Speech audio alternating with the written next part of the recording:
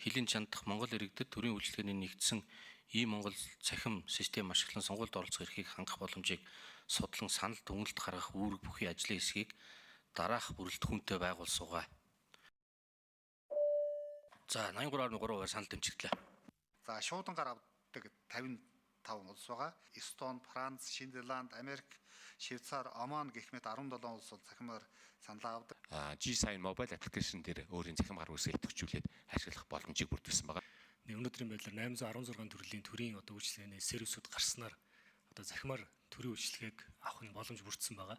Энэ бүх зүйл дээр дүгнэлт, шинжилгээ, судалгаанууд хийгдээд энэ үндэсний аюулгүй байдлын зөвлөл тагнуулын байгууллагуудаас энэ аюулгүй байдлын баталгааны дүгнэлт гарч тэгээд дараа нь бол хууль тогтоомжийн төсөл боловсруулагдаж өргөн баригдаж явна. Тэр хүнээ таних гэдэг тэр зүйл тэр өөрөө яг өгж гэнүү бусдын хараа хяналтанд орцсон ингээд өгж гэнүү гэдгийг л бид нэр мэдээж авах нь хамгийн чухал байгаа. Толны ирээдүйг харуул зөвхөн 220 юм уу 280 ч гэж янз бүрийн тоо яригдж байгаа шүү гэн иргэдийн тухайн асуудал биш ээ.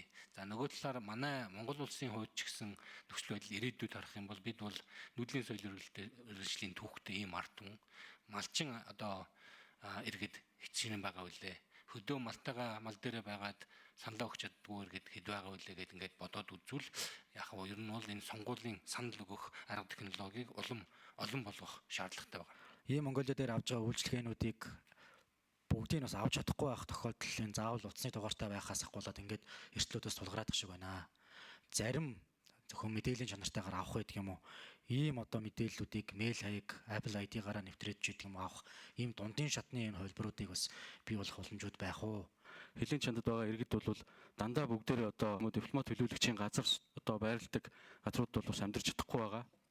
За энэ иргэдийн сонгуульд оролцох эрхийг бас хангахад бол бас аль талаас маш сайн ярилцаж боломжтой хөлбөрийг бол сонгох нь зүйтэй гэж харж байгаа. Хилийн чандах монголчуудын эрх ашигыг хамгаалах гишүүдийн бүлгэм үүсэт ажиллаж байгаа. Тэр бүлгэмийн тэргүүн нь бол бас мөн учир гишүүн ажиллаж байгаа.